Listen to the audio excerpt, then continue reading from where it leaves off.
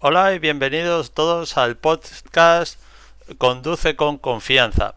Hoy estamos en el test número 25 en el que vamos a ver las preguntas y respuestas. Recordaros que en la parte de abajo tenéis el link con el podcast para que podáis ver todos los vídeos de forma continuada. Muchas gracias y vamos a empezar. 1. En una calzada de un solo sentido de circulación, ¿dónde debe situarse para cambiar de dirección a la izquierda? Junto al borde izquierdo de la calzada. 2. Si conducimos con niebla y llevamos encendida la luz antiniebla delantera, ¿está permitido encender también la de corto alcance? Estamos obligados a utilizar estas dos luces a la vez en caso de niebla. 3. ¿Cuál es uno de los principales efectos del sueño en el conductor? Aumento de las confusiones al ejecutar las maniobras. 4. ¿Cuándo debe pasar la motocicleta la primera inspección técnica periódica? A los 4 años de antigüedad. 5. ¿Qué debo hacer al cruzar un arcén por el que circulan peatones? Darles prioridad.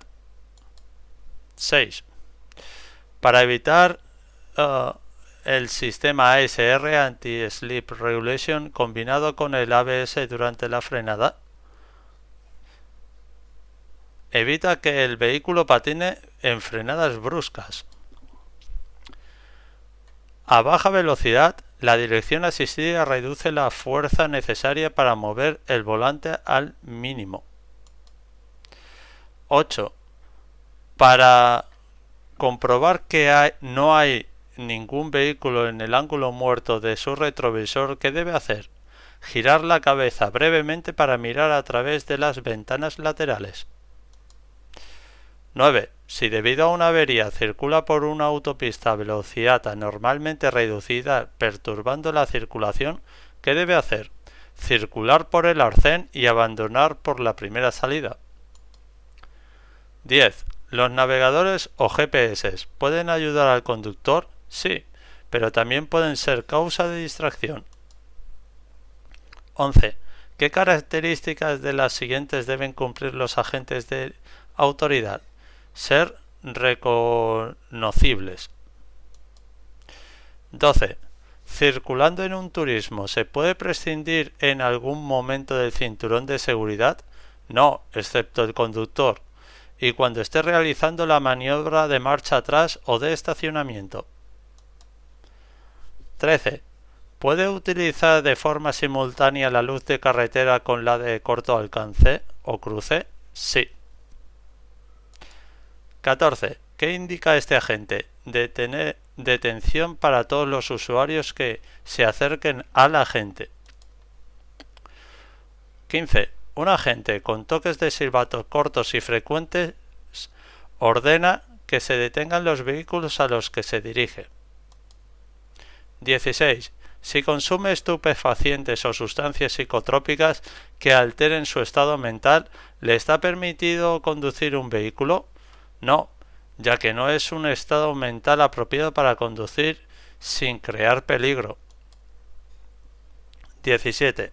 Cuando un vehículo está inmovilizado en el lado derecho de la calzada, su conductor puede entrar o salir con precaución por el lado izquierdo. 18. ¿Cuántas luces de posición laterales debe llevar un automóvil? Mínimo 2 luces y máximo dependiendo de su longitud.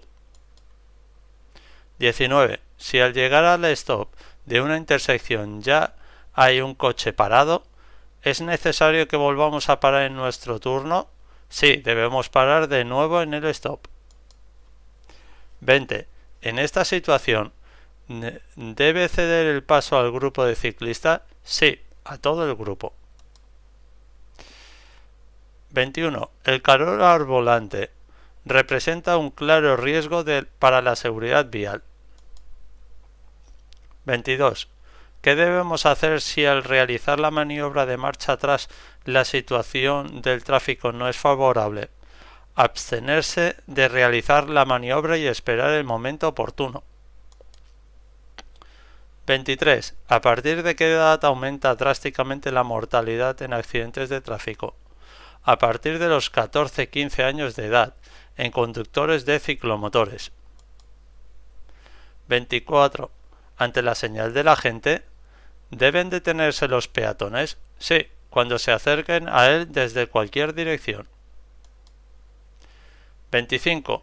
¿En qué tipo de vías se producen la mayor parte de las víctimas mortales? En las vías interurbanas.